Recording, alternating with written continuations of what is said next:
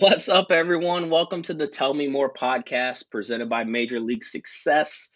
I have the one and only Kathy Chiero Greenzalis with the Kathy Chiero Group at Keller Williams Greater Columbus. Kathy, thank you so much for taking time out of your day today to join us to just talk about your real estate journey. Thanks, John. I appreciate being here. I love your intro. I saw lots of faces of people that I like a lot. So you're in good company. Yeah, and Kathy, you and I have been in a couple rooms together, a couple different Mhm. panels and all of those things over the years. And I'm sure our lives have crossed on some deals in the past, just Mhm. from being in the business. But I'm excited to have you on because I don't, one of the things about this podcast is just sharing the journey that people take to get into this business and the journey of them becoming successful and finding success. And I believe that there's no one way to build this business, and there's no one way to find success. And for me, I had a mentor from day one. So if your story resonates with one agent out there, and that's what helps them see, the future, the path, whatever it may be, then that's a win in my book. So thank you so much again for jumping on. And Kathy, we always start from the beginning. Mhm. I find that usually early on, usually either growing up or early in someone's career, has a large impact on someone's real estate career and business. So, what was life like for you growing up as a kid? Kind of walk me through childhood to through high school, maybe college if you ended up going to college. Well, I was raised in a military family of 7 kids. So my dad was in the Air Force, and I never lived anywhere more than 3 years. So I moved a lot, packed a lot.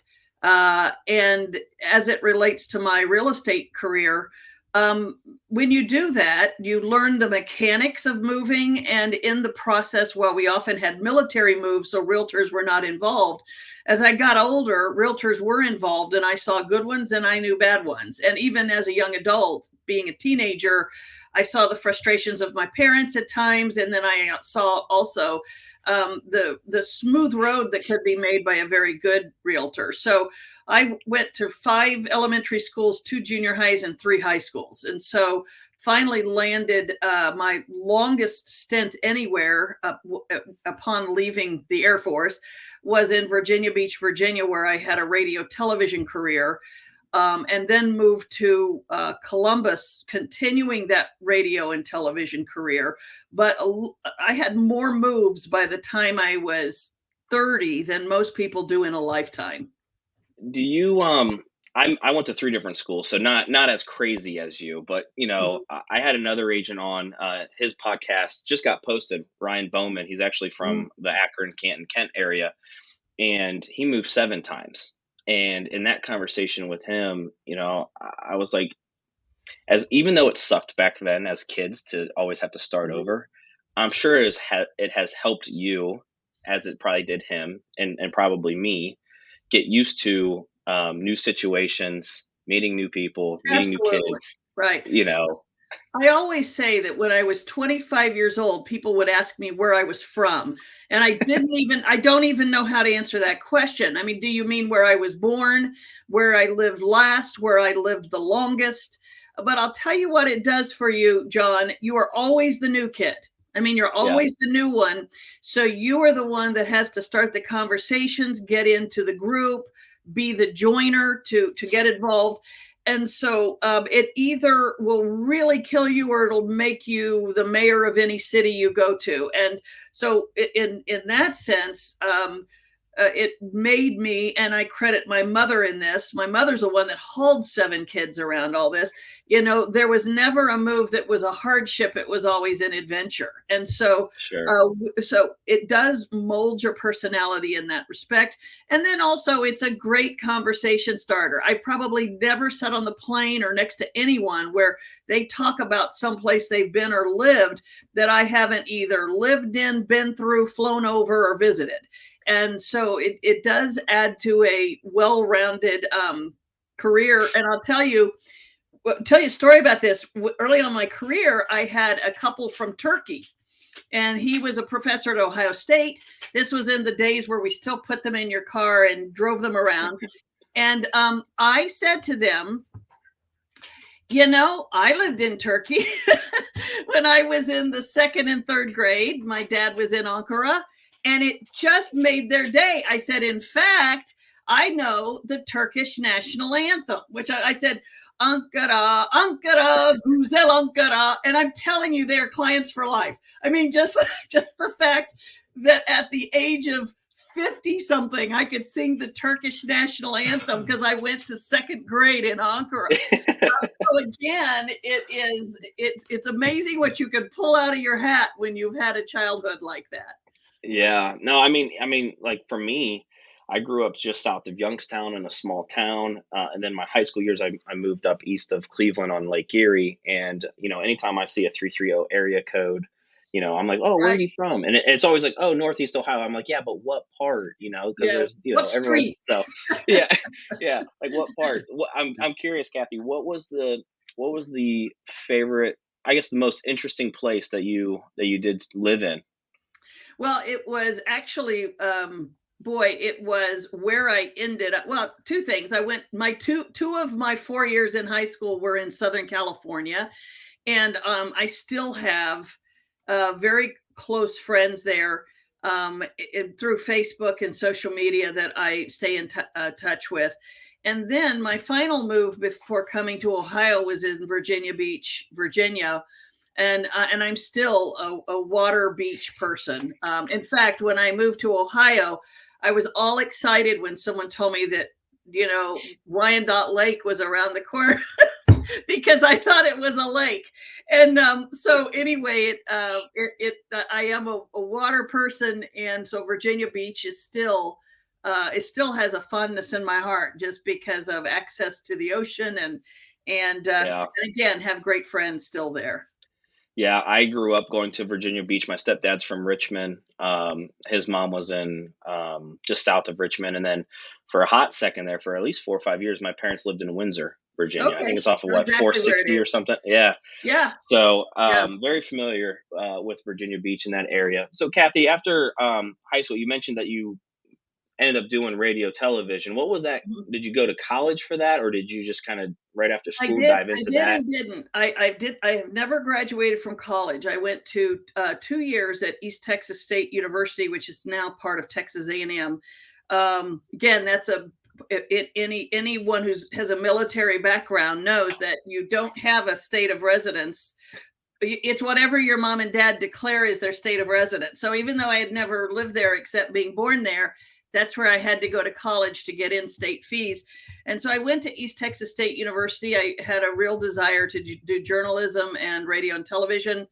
I did 2 years there. And then in the summer between my sophomore and junior year, my father had moved to been transferred to Albuquerque, New Mexico. It's kind of like the old movie, while you're gone, your parents move. But my parents had moved to Albuquerque. And so I went to Albuquerque, knew nobody there. But in that summer between my sophomore and junior year, I just literally rode my bicycle between three radio stations and had three radio shifts a day. And I learned more doing three radio shifts at no-name radio stations than I did in 2 years of college. So much to my doctorate mother's chagrin, I told her I didn't want to go back to school. I wanted to go into journalism and radio. And then from there, I began using my old cassette tapes back then. So I'm so old, John, compared to you, but cassette tapes. And I sent them out. And because I, loved Virginia and that was a home, I sent them out to radio stations there. And I was hired by the Christian Broadcasting Network, CBN in Virginia Beach, on their radio end initially, and actually got paid for the first time to do radio. Did that and then moved to the television end and was a news reporter, producer, various things for the next 20 years in 17, 12 of those in Virginia Beach area. And then when I got married and moved to Ohio, I continued the television here in Ohio for a while. So I never went back to college, but my mother was thrilled I didn't end up on the breadline. I mean, in her mind, a radio television degree was a step above a PE degree. So she was just, afraid I would never make a living at it. But we did Yeah. okay. Yeah. What piqued your interest in journalism, television, radio? Good question. I one have always been combined with moving a gazillion times and having been forced to make conversations. I have an innate curiosity. Sounds like you do too, with your very good questions.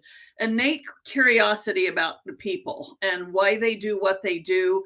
Um, I am a true crime aficionado. I've watched every Dateline and 48 Hours, and people think that's a morbid thing to be interested in. But I said, no, it's a fascinating study of human behavior and what Yeah. people do and how they think. And I love forensics and how people think. So a lot of that comes from just being curious, and radio and television give you an opportunity and a platform to ask questions. And when I was, even up until 3 years ago, I did an afternoon radio show on 610. And, the pace about killed me because I was doing real estate and doing this show on Sundays. But I said, where else do you get a phone call returned? If I see a great book on Amazon, I can call the author. Now, if I'm just calling saying, hey, I'm a fan, will you call back? I'll never get a phone call back. But if I say, hey, I do a radio show, 610 in Columbus, Ohio, I'd love to interview you about your book. Bam, you're talking to a smart person about something you don't know about. So I still love that. I still love the opportunity to learn about people and things. One of the things I love about my husband is that we will go off on rabbit trail conversations about absolutely anything, because both of us found that one thing so fascinating. And so that all ties into journalism, because to be a journalist, and I do love writing, my blog on my website is one of my favorite things to do. And so again, it gives me a platform to meet people and answer questions and learn, because you can kind of, handpick the people who are smarter than you are. Yeah. So my next question has to be, have you thought about doing podcasting?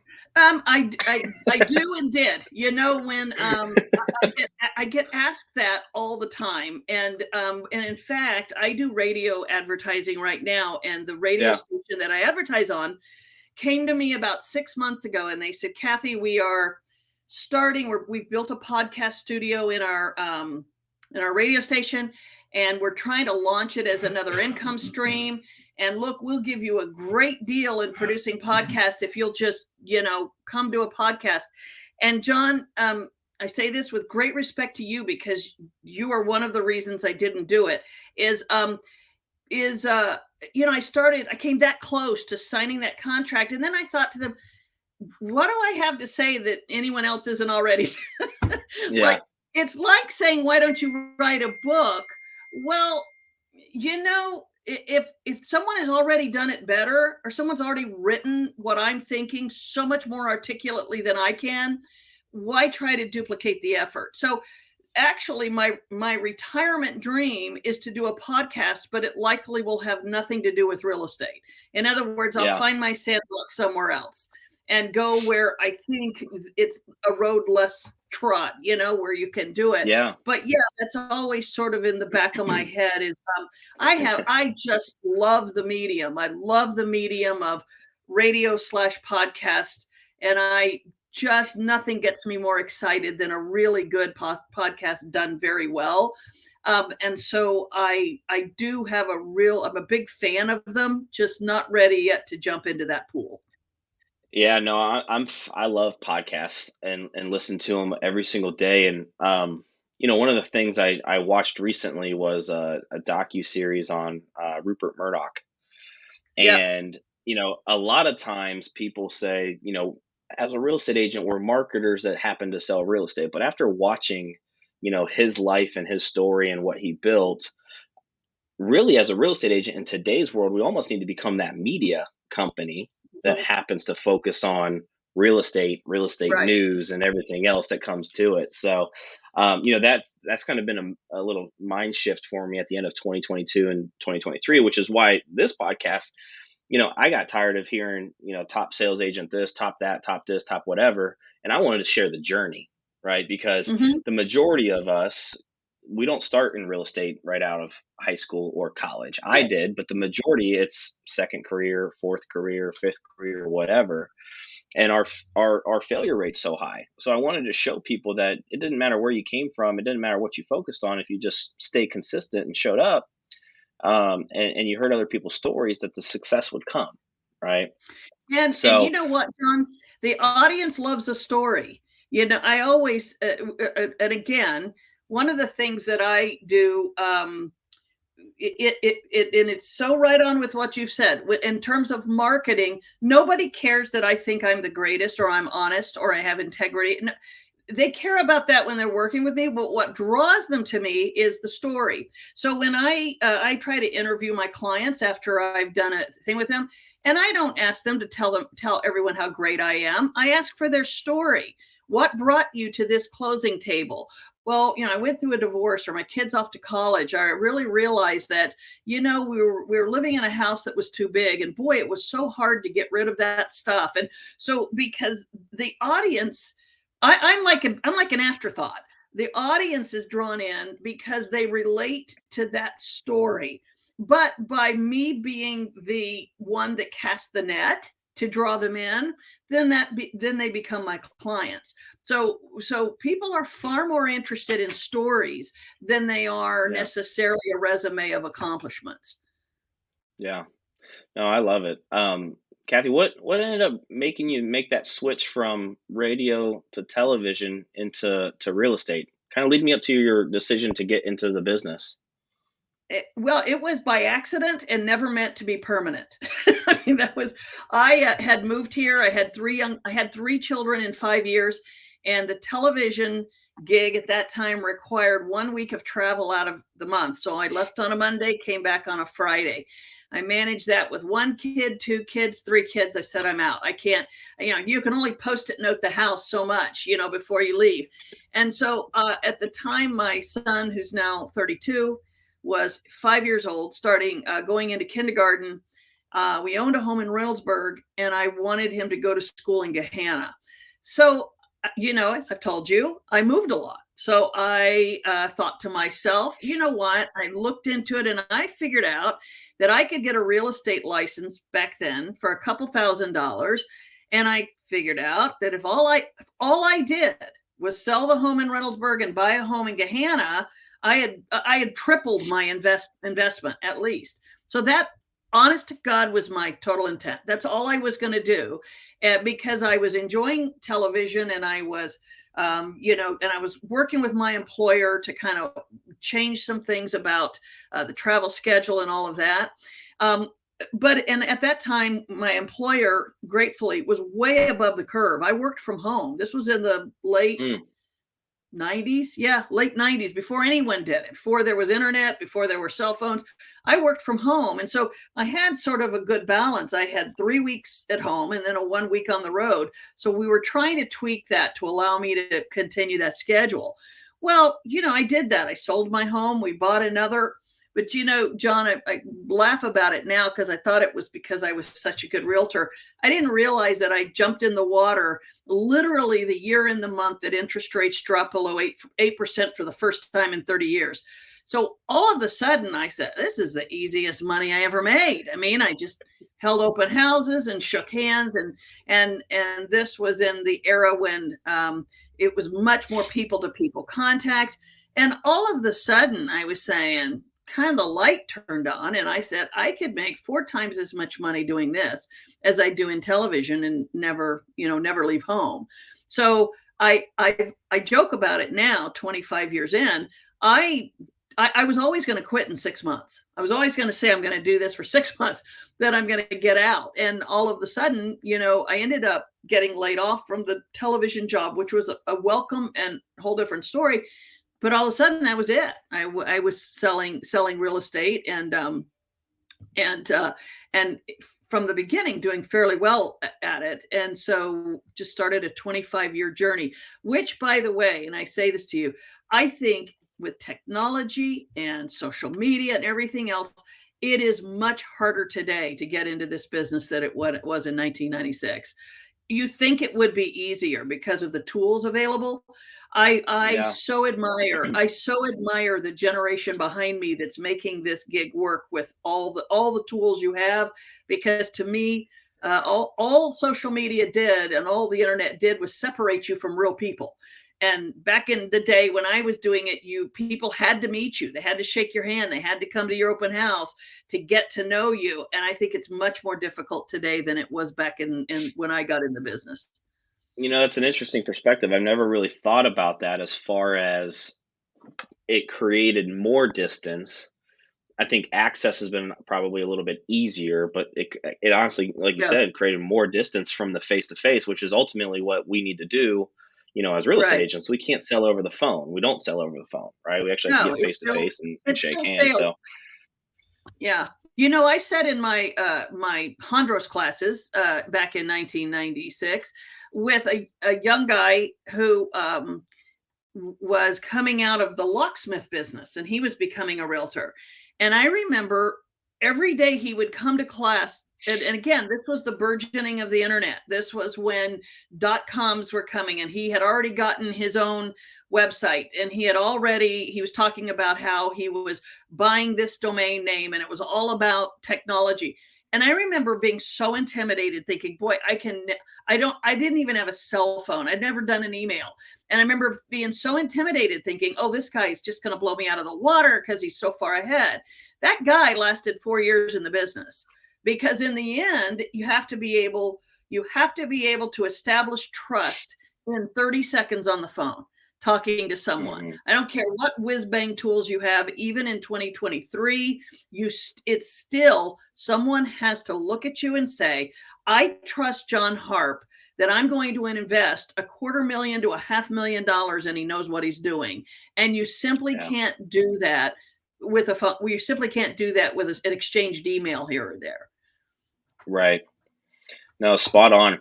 Now, I'm curious when you made that, you kind of, I guess, eased into, I don't want to say eased into real estate because that's not the right word, but when you made the decision getting your license, it was like, okay, selling this house, buying this house, that's it. But then the market kind of had other plans for you.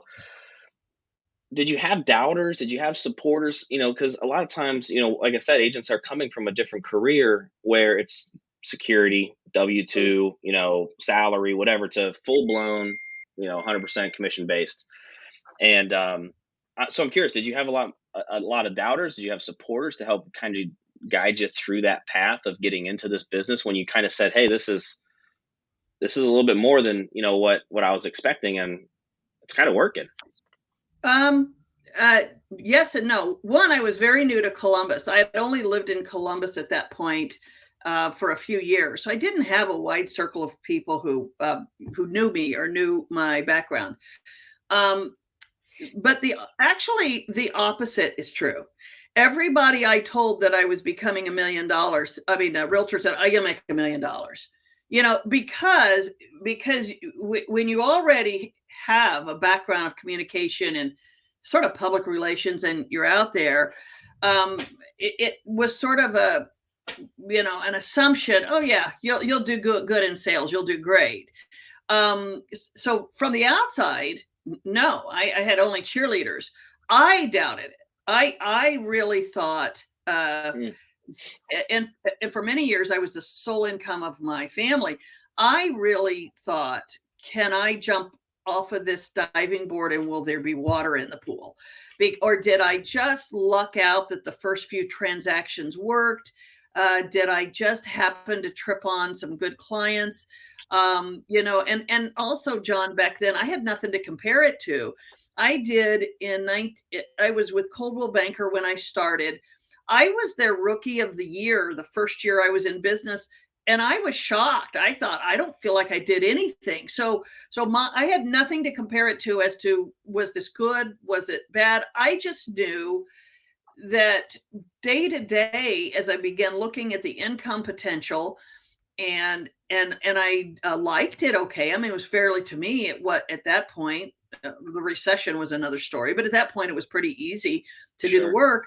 I just thought, yeah, I can do this. Now, within a year, I thought, okay, I'm good. I feel I'm confident enough that I can, make this new job work and stay stable. But no, I was probably the biggest doubter of anyone around me. What I'm curious because I wasn't from Columbus. I just came to college and I ended up staying. What did you focus on, that first year to really grow your business to attract those clients? I know you mentioned the rates dropped, below 8%, and that kind of helped. But you know, if you were to give someone advice that maybe says like, "Hey, I'm not from here. I don't have a sphere." Hmm. What did you focus on? Well, and this is where I feel like I'm useless in 2023. I did open houses and door knocking. I did open houses every Saturday and every Sunday. And remember, this is in an era where if you wanted to see a house, you had to physically go to the house. You had one Yeah, grainy black and white picture in the MLS, and then in subsequent years, we actually added color pictures, but we didn't, the MLS did not go to a multi-photo format until like 2010 or 11.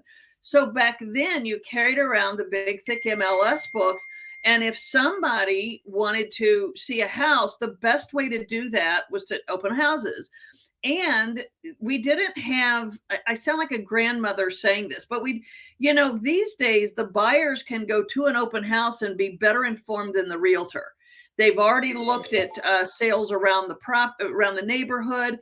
They've already looked. They know what the person paid for it. They know all the transactions that have been on that home. So but back then you really could, if you were good at establishing trust, you could meet someone in an open house on a Sunday and be showing them houses on Thursday. And so I built my business picking up buyers at open houses, and literally I didn't know FSBOs were a challenge. Nobody told me that. I mean, I just figured I'd go for sell by owner sign, to me still does actually mean, oh, that's someone who needs my help. So I had no problem going up and knocking on the door, giving my business card, saying, hey, do you need help? Here's some documents. Do you need those? How can I help you? So in fact, I still do that. I still do that. But back then, I did open houses. Today, I just had one agent join my team, and the reason I invited her to join my team is she was doing 3 to 4 open houses a weekend. Now, yeah, doesn't take a lot of those where you might have, see 40 people on a Saturday and Sunday and come up with one client. We don't sell Tupperware. We sell houses. That'll pay for your 2 days of work. So yeah. again, it is still a pool to fish in, but it's a more difficult pool. We're working with a different culture, a different mindset. We are not it's not trustworthy. I mean, we're not looked at as trustworthy, I think, as we were 25 years ago. So a lot of those things have changed, but it's still doing open houses, developing that personal relationship, that sort of thing is still something that I still advocate for. Yeah, I'm a big believer it all works as long as you're consistent with it, right? And obviously, Yeah, when you get that chance to be face to face, are you coming across as the expert advisor? And do you right. know your stuff? Do you know your stuff to where you can, articulate your value and what's happening in the market and all of those things. So I love If that. That's awesome. if realtors could understand that it's not about you, it's about them. The person, people are rightfully and understandably selfish when they're buying a home. Yeah, They really don't care how long you've been in the business. They don't care that you're a wonderful person. What they care about is, what can you do for me? So when I do set up open houses, I would come with a list of other homes that were open that day. Honey, where's one of my books? Do you have? Now I 10 ways to win right up there. What I do is I say, what information can I bring to that open house that they didn't get at the 4 other open houses they went to, and that sets me apart as having more expertise in the field. That's one. But number 2, I'm willing to give of that expertise. I tell my Yeah. husband just bought this little book I wrote called 10 Ways to Win in a Challenging Market. Yeah, I don't even know how much this cost to put together, but ultimately it gave me it's like a big business card. I started handing this out as we did open houses, because again, at the end of the day, they may not remember who you are, but they will remember what you did for them.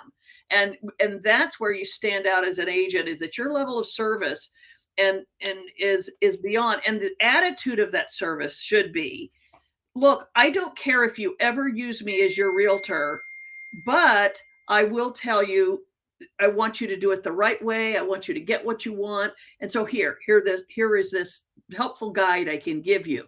And again, if they're not working with someone else, I guarantee you're the only realtor that said that to them that day and set you Yeah. apart.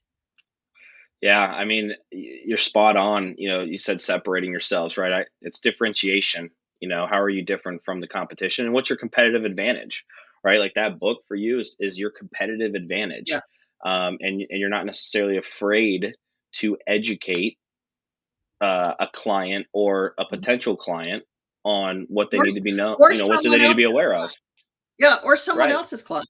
Like, I mean, if Right. they come to the open house and they're working with someone else, I'm okay with that. That's what I mean when I'm saying it's not about, here, you can only have this book if you sign this that you're working with me. It is an attitude of service which says, look, I don't care who you work with, but this will be helpful to you. Handing it to them. Yeah. You do that 10 times, one of them is going to come back and say thanks, for the help. And again, it's that service mindset is what turns to sales. People say, well, I want to get sales so I can provide service. No, you provide service, and that's how you get sales. And so Yeah. it's very much what can I do for you? That's what the client is looking for. Yeah, I love it. That's so awesome. Can you dive into kind of your career, and lead me down the path of what that has looked like from, getting licensed, and then going through, 06, 07, 08, 09, and then kind of up to current day, and we'll talk about those. But I want to kind of explain to agents kind of what that journey looked like for you. Sure, thank you. Well, I always say I have 3 chapters in my journey. The first was 1996 to 2005.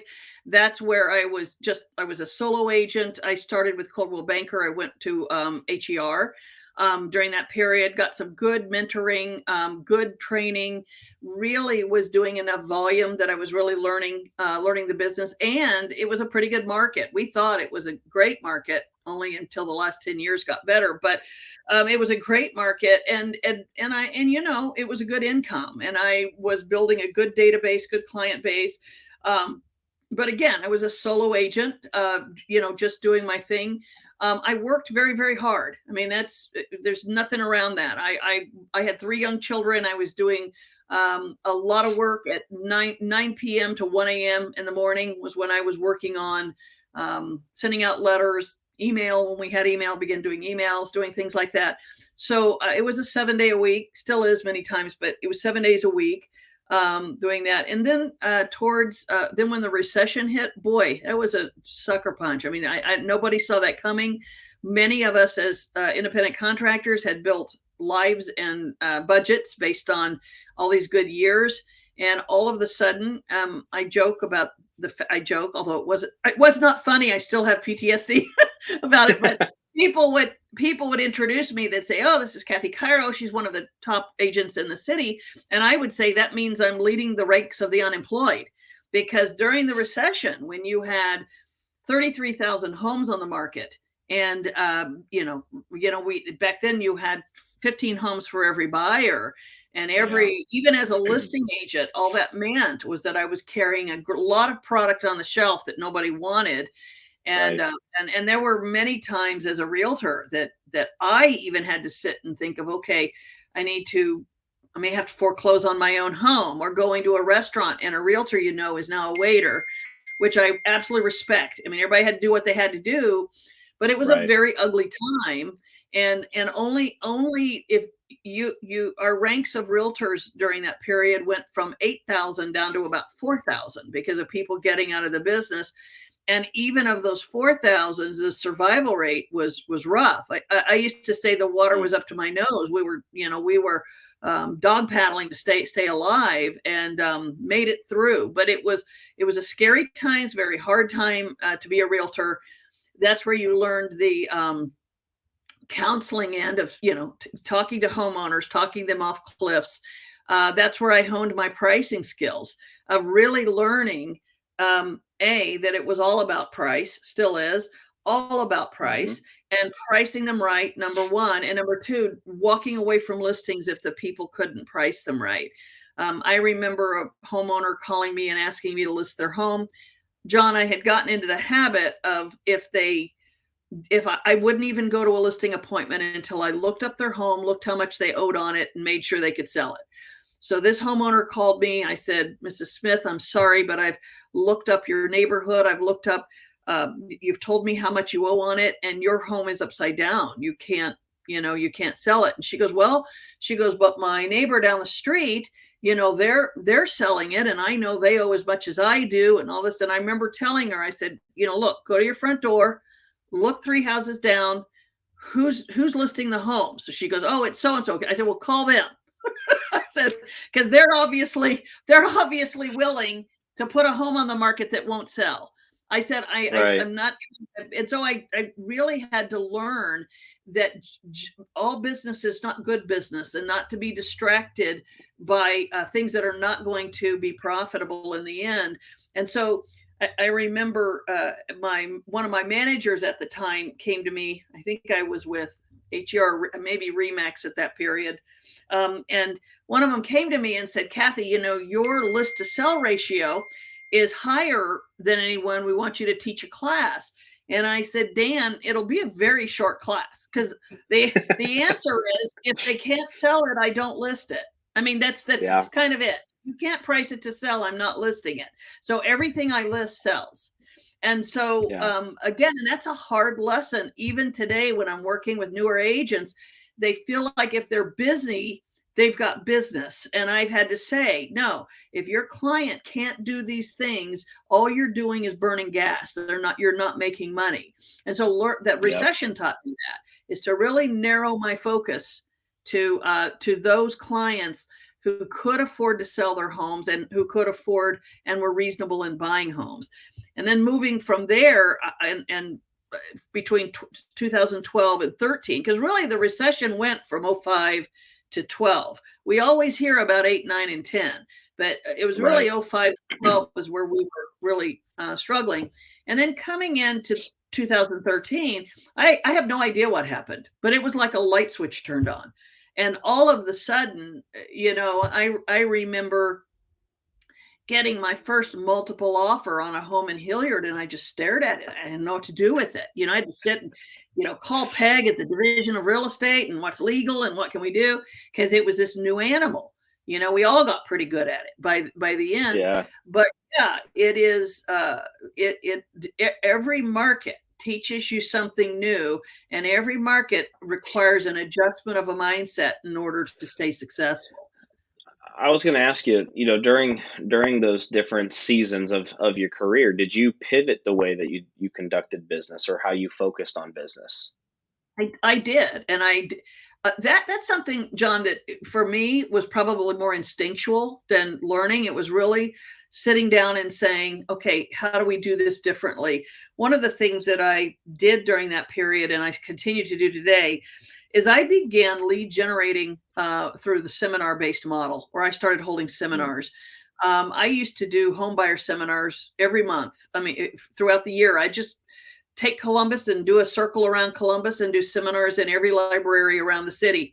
And those were extremely successful. Again, pre-internet, that they had to come to get the information.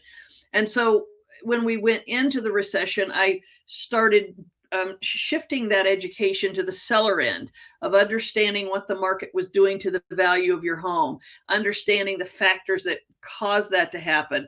Working with buyers and making them realize that when you go to a production builder and they're offering you free down payment, there's nothing free about it. You're moving in with no equity. So you got to be careful about how long you're going to live there. And so I began that education model more focusing on educating that consumer as to that market on that day and what they have to be prepared for. So that kind of exposure, I was always out there. I was always meeting people. I was always standing in front of people. I was always in library meeting rooms or doing things. And the other thing is I've never stopped advertising on the radio. I've been on the radio now for 25 years. So I started having a regular base of clientele that came from that. To your point, staying persistent, finding the thing that works and staying constant on it. So I was very fortunate to have just enough steady stream of clients to stay busy, but there was no question that it really caused you to really switch and really look at how you made a living. Somewhere in there, I started building a team. I think it was probably around, I don't remember, it was like 2005, 6, somewhere there. I started adding people. I didn't really start running a team until I came to Keller Williams and I got schooled on how to do it. And really started running my team like a business. That's a whole nother chapter in my evolution. But during that period, I always had colleagues around that, we were working and learning together. Yeah, no, that's awesome. I believe the agents that made it through the recession, I caught the very tail end. I got licensed in 2011 and I cut my teeth in REOs. So, I got all of that experience. But I always say the agents that got through there, you guys had to work on your skill set, right? You had to be selective of who you could help because we couldn't help everyone. When you come out of that. The other thing, John, is nobody tried for sell by owners in the recession. I mean, all of a sudden, the realtors became, if you were serious about selling your home, you did not rely on for sell by owner. You didn't rely on a sign. You had to hire a realtor. And so what we saw happening was the cream really rose to the top. Is that a homeowner? In that way, the past 10 years has been a little more difficult, is because it looked too easy, and people thought we're paying you way too much for this easy job you're doing. Well, during the recession, they would throw any amount of money at your feet if you could get their home sold. So you really found yourself, if you had really honed your skills, if you understood what you were doing, if you could educate the client, they would come and say, tell me where to sign. I'll put you up there. So in that way, it really cleared the deck of realtors who were not as diligent in working on their skill set. And that was a positive that came out of it. Yeah. I mean, when you got out of it, you guys were above everyone else because you knew you had the communication skills, you had the processes down, you had all of that stuff down because you had to, right? It forced you to get there. So Kathy, I want to be respectful of your time. I want to fast forward a little bit. Look into the future of where you want to kind of go with your team and organization. What's something that you're looking to accomplish in the next 12 months? Do you have a yearly goal of something you're looking to do? Yes, and that's a good question, especially this year. I've added 4 new team members this year. I've been sailing along quite fine with 6 that I had. My team has 2 full-time employees. We just added a third. I have a full-time ISA and I have a full-time office manager, and we added an assistant to both of them now. And then I added 4 new realtors to my team, and that's all very purposeful and very strategic. I'm 63. I want to be out of the business in 5 years. But I don't want to be the realtor who walks away from a 5,000 person database and just hopes they call for referrals. So what I'm very purposefully doing in the next year is getting those 4 agents that I just brought on, well-honed, well-trained, in place. And then I actually have a 3 to 5 year plan where I'm going to be transitioning out of the business, at least from the actual sitting at dining table stage, and turning the reins over to someone else. And then I'm getting lots of great advice from the Joanne Labudas and the Sue Lusk Leaches and all these great realtors who are 3 years ahead of me doing this, they've been so generous in coming to me and saying, okay, here is how you get out of the business without losing your income stream.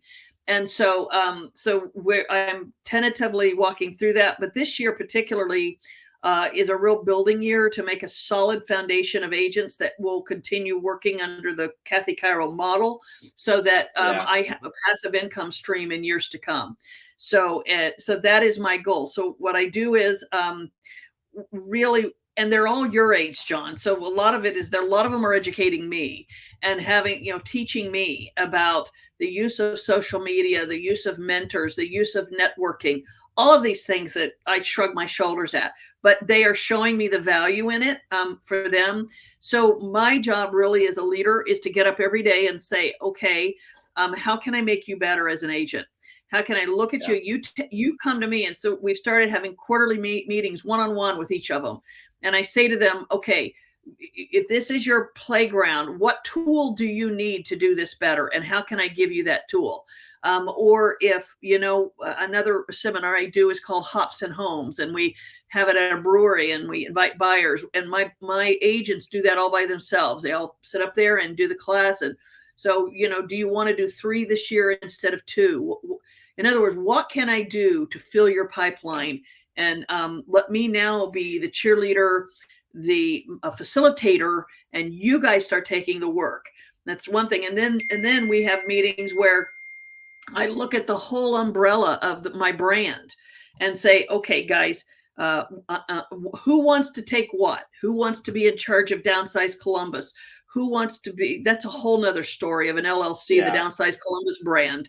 And who wants to begin to take that over? Who wants to handle Hops and Homes? Who wants to, be on this side, developing branding recognition, whatever it is, all the things I've done, I'm sort of raising up leaders beneath me to take that over, because I don't want to be doing this in 5 years, but neither do I want to look back and say, boy, I left a ton of income on the table because I left wrong. Yeah. And with you doing, the transition out of the business, I heard someone say a while ago, like, real estate agents, we don't have retirement parties, right? It's usually like go from selling to just disappearing. Right.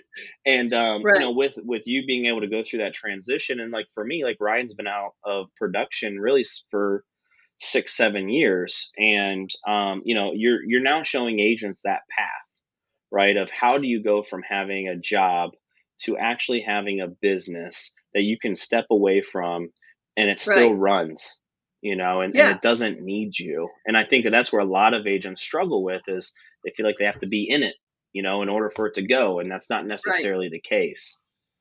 The delegation and stuff's so important. Many realtors just assume, John, they say either they don't care because they've either got a second income in the family, or they didn't sell that much to begin with. But I have, as I said, I've got a 5,000 plus person database. And I went to an accountant in the process of thinking through this, and he put a $1.2 million value on that database. Okay, so am I just going to go to Florida and hope, no, you've got to figure out, how do I even monetize half of that database? And then the other thing I'm very protective of, and you are too, you will be as you grow up, I'm protective of the brand. It has my name on it. So who you put in to continue that is extremely important. It's a multi-layered set of values, of business values, spiritual values, ethics, how you operate a business. And so really building that brand over time, then trying to deconstruct it and say, how do I hand it off to somebody else while giving them the freedom to make it their brand because I trust them, but at the same time protecting what I took 25 years to build, is a multi-layered process. And I will say this, and again, Joanne Labuda at Keller Williams Consultants has always been, to me, a hero. She's a real mentor. Just out of the blue, she called, well, sort of out of the blue, she called me. She said, Kathy, I heard you're thinking this. And it was right before Thanksgiving this last year. She says, I know we're going into the holiday season, but I'm marking my calendar. I'm going to call you in January because we're going to sit down and talk. I'm going to walk you through this. And this is a woman who today make 6 figures a month doing nothing except being that sort of butterfly that hovers over the brand she built and lets the agents below her produce. What a gift. What a gift to be able to sit with her at a Starbucks and say, okay, do this, don't do that. I've already talked with Kathy Faust. She too sort of passing off her business, and she was so helpful, giving me, do this, don't do this. I mean, all these women are 3 and 4 years ahead of me. So yeah, it's been really helpful and exciting to see that kind of generosity of spirit. But you're absolutely right. When I'm sitting on the other end, I may write a book. I might write a book to say, okay, this is how you do this, so that you can still be the recipient of what you worked so many years to earn while moving on. And maybe for me, it's doing that podcast or whatever I'm going to do next, but not leaving all of that work and income on the table behind you. Yeah. I have two final questions for you. Yeah. What's a legacy goal for you? What's a goal you're looking to accomplish when you're no longer here?